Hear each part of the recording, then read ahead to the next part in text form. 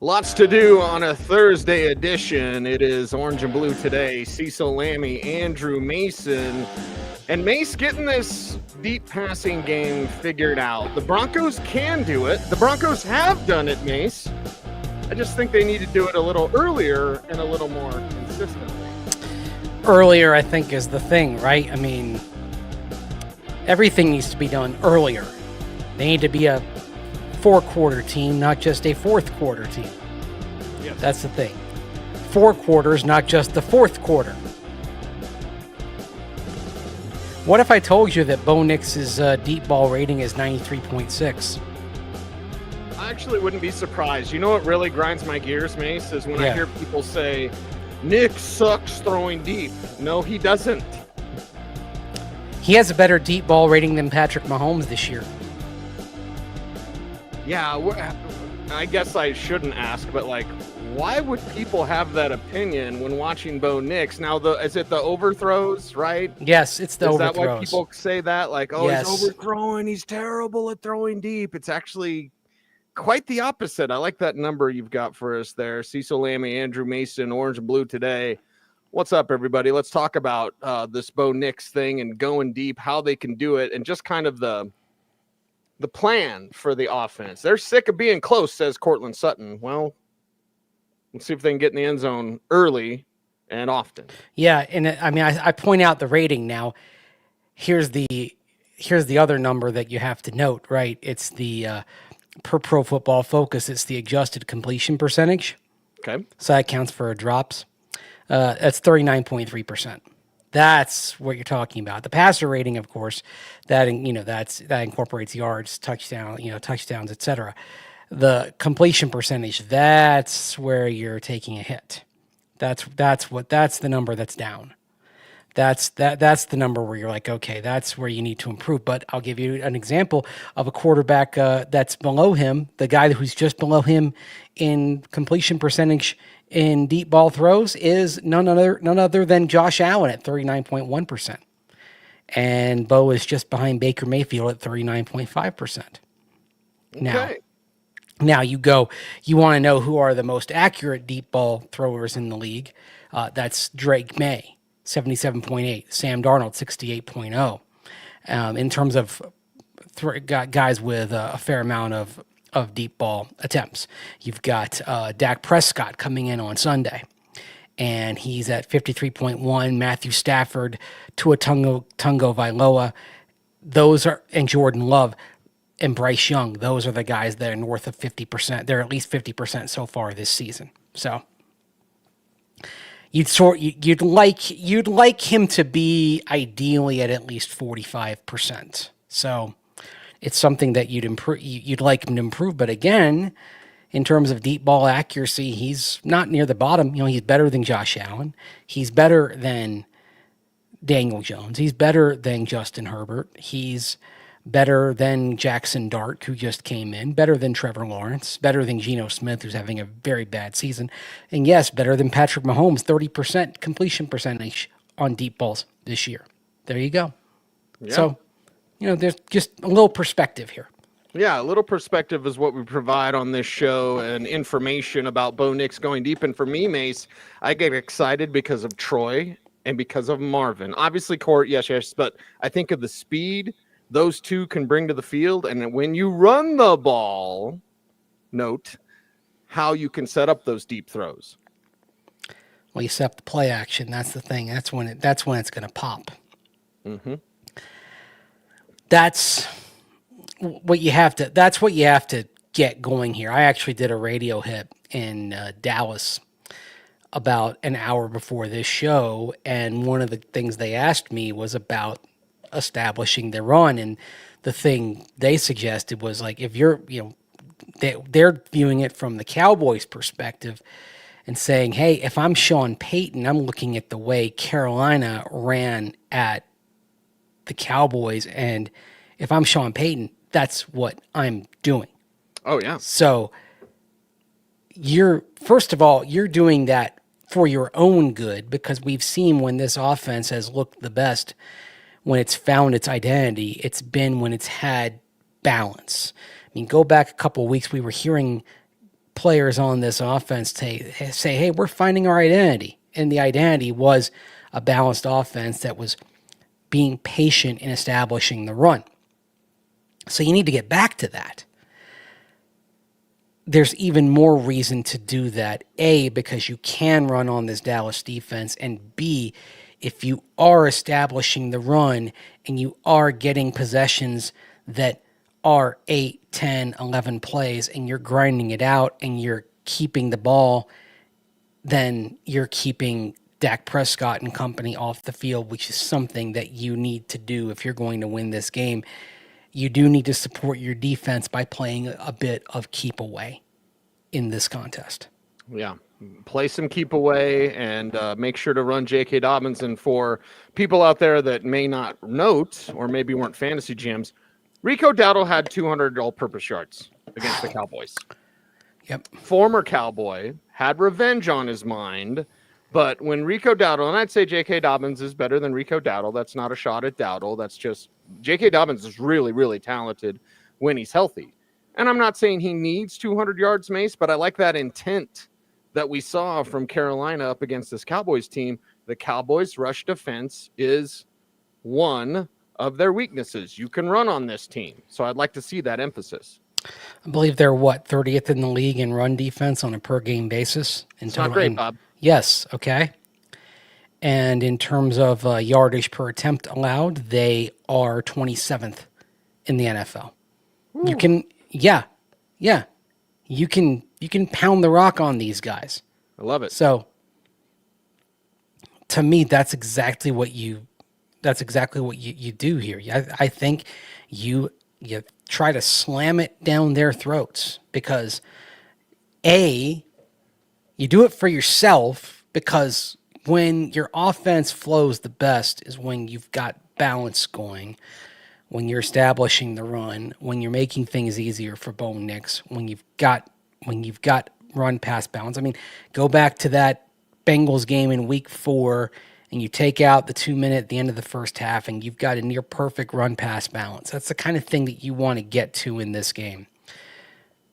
You had very good balance in the Eagles game as well. Now, you want to ideally have a much more productive offense in the first 3 quarters than you did against Philadelphia. That's kind of where some of this lack of production for 75% of the game, 75, where that came into play. So that's something you want to avoid, but you did like the balance as far as working to establish an identity in that game. So you want to get to that as well. So the Cowboys offer an opportunity to get this offense to what it does best. The play caller simply needs to be patient and establish the run, not lose his nerve, not lose his patience. Like, hey, all right, if you have a couple of first down runs and you only get a yard or two, don't bail. Stick with it. Keep jabbing. It's going to be there eventually against these guys. Yeah, against these guys, it'll be there, and then you can take some strikes over the top. By the way, the chat room's going nuts over your mug.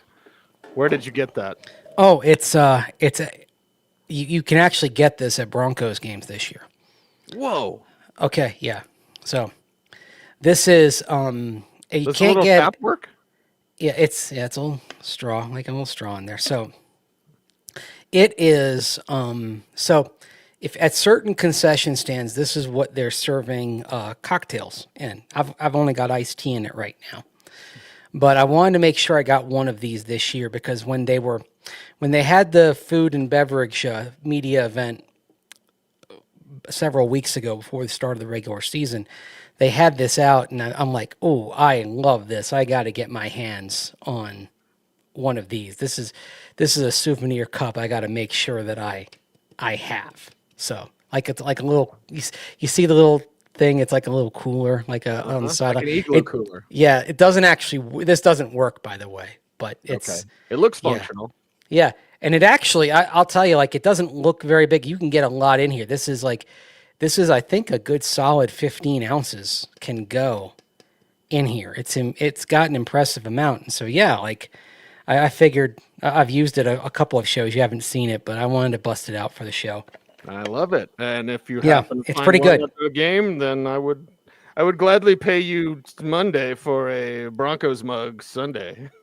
Okay, I'll remember that. Maybe Was I'll it Wimpy, right? That used to do that Wimpy. on I will Hamburger? gladly pay you Tuesday for a hamburger today. Yes. Yeah, that's me with the mace and the mug. I love it. I love it. Yeah. Man. I'm glad everyone likes it. So I've got quite the extensive stadium cup collection up there and over in my kitchen on the other side there. So yes. Okay. But yeah, that's the one I'm using today. What does an extensive collection of running backs lead to? Wes in the chat room, by the way, says, good week to get RJ going. Also, Mace, I'm not sure that's the case.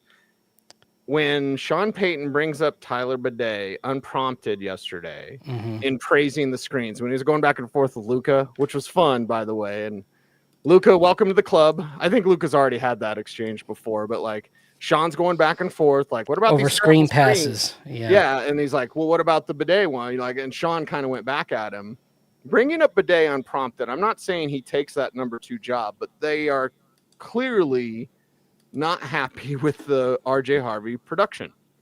So, is it Bidet to get a larger opportunity? Would he do something with that opportunity? Yeah, maybe. As this team continues to look for that second running back. So it is a good week to get the ground game going. That's definitely JK. And brother, I'm not sure if it's RJ at this point. It's after week 6. I am judging him differently. Running backs don't take 3 years. Pat Bryant, I'm giving 3 years. Jahdae Barron, I'm giving 3 years. Savion Jones can't even get a jersey. I'm giving him 3 years. RJ Harvey had 6 weeks. It's past week 6. Yeah, like... Rookies should be productive from the jump at running back. That's the thing. Wide receivers, quarterbacks, offensive linemen, there are plenty of positions where you've got a longer runway. Look at Lloyd Cushenberry. It took him to year 4. Yes. Running backs, typically, pretty quickly whether they've got it or not. Yeah. It doesn't take a while to get a read on them in terms of what they can do. So that's the concern here. And so, Luka was talking about the screen passes, by the way. I actually have the per game data on screen passes for the Broncos. You want to hear it? Well, let's hear it. Okay. Week 1, 5 screen pass attempts, 6.6 yards per screen attempt. Week 2, 6 screen attempts, 7.3. Week 3, 6 screen attempts, 3.2 yards per screen. Week 4, 8 screen attempts, 6.3. Week 5, only 3, but 8.9. So the game with the fewest screen attempts was when they were the most effective, the Philadelphia Eagles game. Okay. In week 6, 7 screen attempts, only 3.1 yards per screen. Week 7, 10. So it's your eyes weren't deceiving you last week. They had more screen attempts than any game to that point. 10 screen attempts from our friends over at Sumer Sports with this data. 5.2 yards per screen attempt. So think of it this way, Cecil. They have had 3 games, all right? 3 games with at least 7 screen pass attempts. And in 2 of them, they had 2 of their 3 lowest averages in terms of gains on screen passes. The other one was against the Chargers where they had only 3.2 yards per screen pass. So in general, it's not exact, but there's a general trend here of the more they run the screens, the less effective they are. The game where they had the fewest screen passes was when they were the most effective. That was when they had 8.7 yards per screen pass. So that's food for thought. The second fewest screen passes was against Tennessee back in week 1, 6.6 yards per screen pass. That was the third highest average in terms of screen passes so far this season. So there's a general trend here in that when the less the Broncos run screens, the more effective they are. The more they run them, the less effective they are. So screen passes can be good in moderation. The Broncos need to, this is something the Broncos probably need to throttle back a little bit. So maybe keep those screen passes at about 3 to 5 in a game rather than 8, 9, 10. You don't want to have 10 screen passes in a game like you had last Crazy. week. They got to double digits, dude. Yeah, that's insane, right? That's too many. Like Yeah. I wanted to find I wanted to kind of get into how many they had. Like, okay, like you're not, but not only just how many they had in that game, but what's the trend over the course of the season, right? And what does it mean? But there's definitely a pattern here. The more they run the screens, the less effective they are. Screens can be good. I mean, I don't think screen passes in and of themselves are bad, okay? No, not at all. No. But they're bad when you're using them too much. And clearly now teams are prepared for them. Like we ran that clip from James Palmer talking to opposing defensive coaches saying that the Broncos are predictable.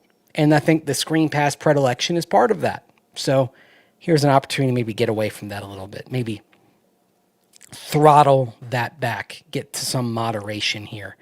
This is something I'm going to be counting during the game on Sunday is the screen passes to see if maybe they get this count down a little bit. Yeah, I mean, at least under double digits, my You God. can't have 10. 10. 10. I knew he threw it 50 times, but 10 screens is ridiculous. 10 out of, 20% of your it's too pass much. plays are screens. No, It's too much, that's Sean. bad. You want Bo Nix to go deep? I give you non-screen passes. That'll help the optics of everything. Now, Bo has to hit him, the overthrows, whatever, but wow. And we talked about the blocking. Joe Lombardi did mention that the blocking was problematic. And it was bad. Like some of the screen passes, the blocking was terrible. Yeah. On that. So. Yeah. Including the RJ Harvey screen where 3 tight ends missed any block. And some of those blocking tight ends, like hey, look, guys, you got to block. Otherwise, it's what we should say you do here. Like, right. None of those guys are making a case to avoid them taking Kenyon Sadiq next year in the draft. That's what I'm saying here. Even if you have to move up to get him, I would recommend that move. They gotta should have, man. I said the name Harold Fanning Jr. at one point today. I concur with that. Sorry. Harold Fannin, Rondé Gadsden. They were right there for you. But here we are. We're in this moment. A couple weeks away from the trade deadline. We'll get there. But Bo Nix uncorking it deep. What did Joe Lombardi say today about Bo? About Bo and the deep ball? Bo and the deep ball. Let's hear from good old Joe Lombardi talking about Bo and the deep ball. No, for sure. I think I think we mentioned it after the Charger game. That we missed 3 deep balls, and I think we were. I think the throws were good. We were right there. It was just those things aren't easy to complete 100% of the time. So, but no, we think we've got enough of them on tape. We've done it in the past, and in the game on Sunday, we hit some deep balls. They were more back shoulders, but we've done it in the past, and I don't think there's any reason why we won't continue to do it. So I think it'll come.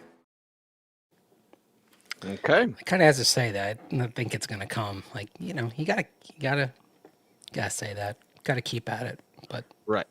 Keep chopping wood. That's what they're going to be doing, and we imagine. The kind of focus this week, the intent for this team is to have hot start and then sustained success offensively. They're kind of sick of it.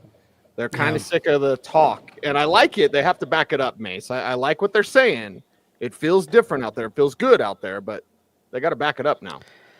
I like the fact that they have that it hasn't sounded like a team that's on a 4-game winning streak.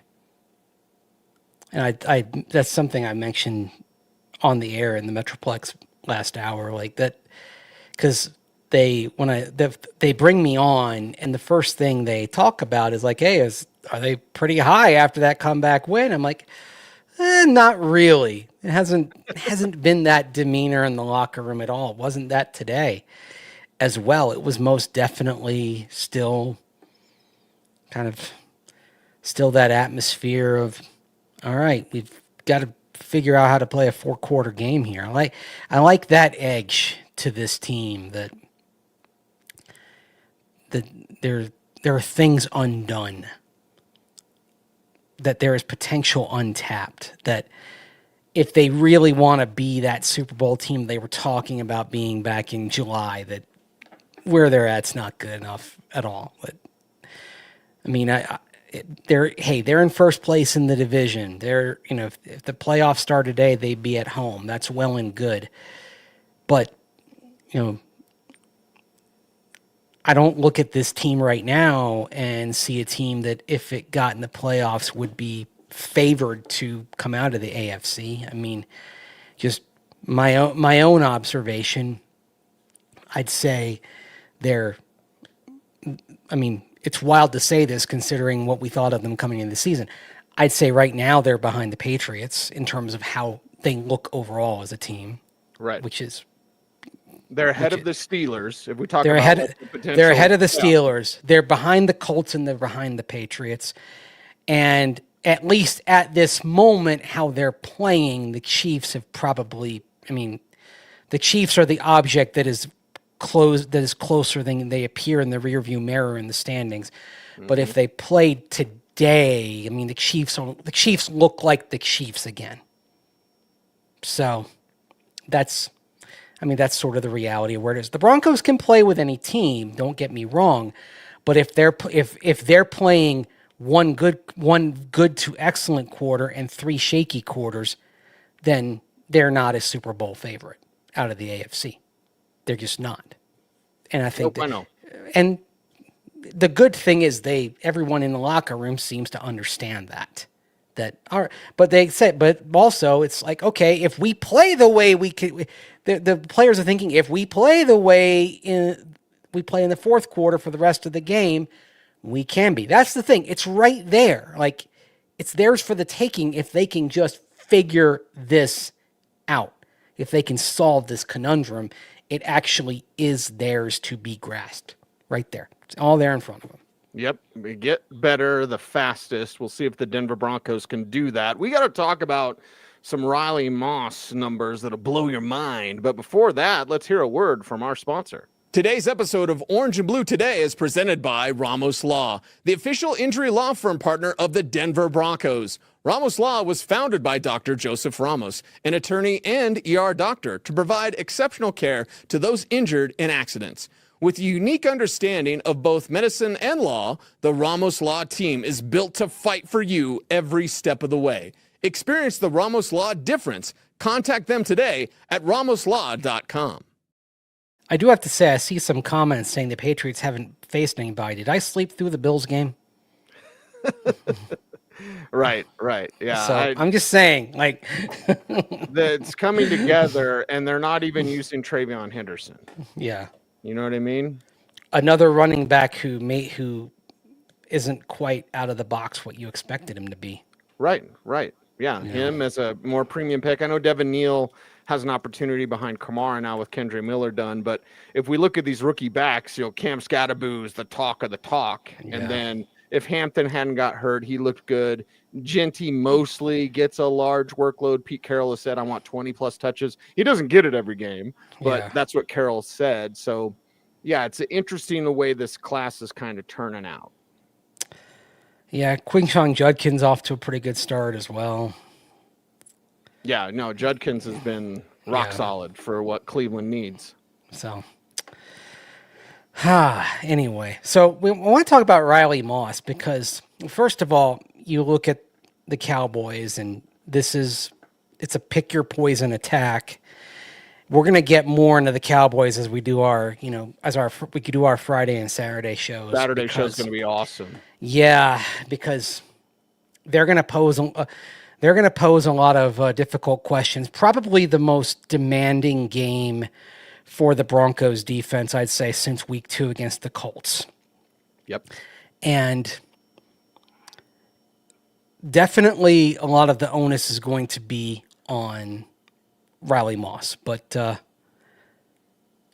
Vance Joseph today, very, very complimentary of Riley Moss, a player who I'm almost afraid to sometimes type his name on social media on game day, because anytime you mention Riley Moss, the name elicits a reaction from fans. There are 2 names that you mention on social media on game day that are guaranteed to get a reaction from the fan base: Riley Moss, Alex Singleton. I was going to say the only one's Alex. Yes. So, but Riley Moss is having a better season than I think a lot of people realize. Here's Vance Joseph talking about Riley Moss. I think he's got the hardest job on our defense weekly. Obviously Pat's a great player. He's the number 1 corner in football. So most of the concepts and most of the scheme for offense, it's going towards Riley, and he's competitive. He's not going to back off. It doesn't matter how the game's going. If he gets a penalty or 2, he's going to compete and do his job, and that makes Riley special. The penalties, we have to correct them. If they're calling them, we have to correct them. Obviously, the DPIs that's a tough penalty. That's a spot foul. So that's always an emotional penalty because it gives the offense an explosive play. But we're correcting that stuff, and we're, coaching a clean brand of football. That's our job as coaches, and he's taking to it and he's competing every down. I think he's talking about that last play, the last PI at the end of the game, of course. Right. Which was BS, by the way. Yeah, it was. He's allowing an 80.5 passer rating when targeted so far this year. That's not bad. Pat Surtain is 69.6. 80.5 is pretty good. By the way, Jaquan McMillan, when targeted, is 104.6 for comparison's sake. So Wandale was having a day against Jaquan last week. Yeah, so the passer rating when Riley Moss was targeted last year, by the way, 95.1. So that raw number right there, you're seeing some improvement for Riley Moss so far this year. The passer rating when targeted, by the way, if you go the last 4 games, okay, 42.0, 95.8, 60.4, 39.6 when targeted. So 3 of the last 4 games, complete lockdown when teams are throwing in his direction. The trend, ever since that Colts game, the trend has been in a pretty good direction. 80.2 passer rating in the Chargers game, by the way. So ever since Indianapolis, we've seen Riley Moss really start to emerge. I think kind of VJ hitting the nail on the head, of course, with the penalties being the one thing that you really kind of want to clean up with him. But this is a game where he's going to be under the gun probably in a way that he has not been under the gun since Indianapolis. I think this is going to probably be the biggest test that he's had, Indianapolis and in LA. By the way, those weeks, those 2 games, Indianapolis and LA, Indianapolis targeted 8 times, LA targeted 12 times. So 20 targets in those 2 games. He's actually only been targeted 14 times in the last 4 games after being targeted 20 times in those 2 games. I think this is a game where we see those targets come back up to what we saw back in weeks 2 and 3. And so the challenge goes back up for Riley Moss, but I think he's prepared for it. Yeah, and an excellent quarterback in Dak Prescott, and George Pickens is a number 1 receiver. They've got 2 of them because when CeeDee Lamb was out, Pickens was having 100 yards almost every time he turned around. So Pickens is going to be a problem. Saturday, we're going to talk about him and Jake Ferguson being problems. Ferguson's probably what I really worry about in this matchup. And, big time. Yeah, I did. You ever seen a tight end with 200 yards receiving? We might see it. By the way, and I can tell you based on my radio spot in Dallas-Fort Worth, they know about Alex Singleton. They know. They watch the film. They know. Okay. Okay. You're not making me feel any better. They know. Like I mentioned because they asked me about Dre Greenlaw and being without him, Sure. and I mentioned Sternad and I mentioned Singleton and talked about the Barkley wheel route and they just they're well aware. They know what the Cowboys are going to do. So. Well, and they know what Broncos guests to get on. If they got you on in Dallas, they got good producers down there. So yeah, so I'm just saying, like, be prepared for if they know that on the Cowboys radio station, this was on their radio affiliate down there. So I'd say be prepared for Dallas to pick at number 49 in this game. More of that on Saturday's show. Yeah. Let's break down that game plan. I always say if chuckleheads like us know, then they know. The coaches know. Mm-hmm. Yep. We'll see what it turns out like. Yeah. I was feeling better, Mace, until you Sorry. said that. As you always say, the truth isn't designed to make you feel good. It's not. It's just what it is. So someone asking what's the news on Drew Sanders. There's no news. And we have not even seen him on the side field working out yet. Like, that's a sign when a player's like coming along and we see him getting close to coming back. Like we saw, for example, Malcolm Roach working on the side field when he was on IR, getting close to coming back. We haven't seen Drew Sanders over there yet. So, super quick update on Jonah Ellis. Full practice on Thursday after being limited on Wednesday, so he looks like he's good to go. Looks like all hands on deck, at least all non-suspended hands on deck for this game. So we'll see if the Broncos can get it done. It is Orange and Blue today. Cecil, Lammey, Andrew Mason. A 7-day-a-week show. So we got Friday show, we got Saturday game plan show, Sunday post game, and back here Monday with you. Mace, we certainly appreciate everyone out there for helping to grow our YouTube channel as Orange or Blue Today leads the way here on Denver Sports. How else can folks further help out two of their favorite podcasters? Like, comment, share, subscribe, hit that notification bell. Bell. Oh, I'm off. Sorry. So that you never miss vid. And I think I went the wrong way, so we'll get it figured out at the end. He is Andrew Mason. You follow him on all the socials at Mace Denver. I'm at Cecil Lammey saying OBT's BFD. Thanks very much for watching. Stay tuned, and would you please stay frosty?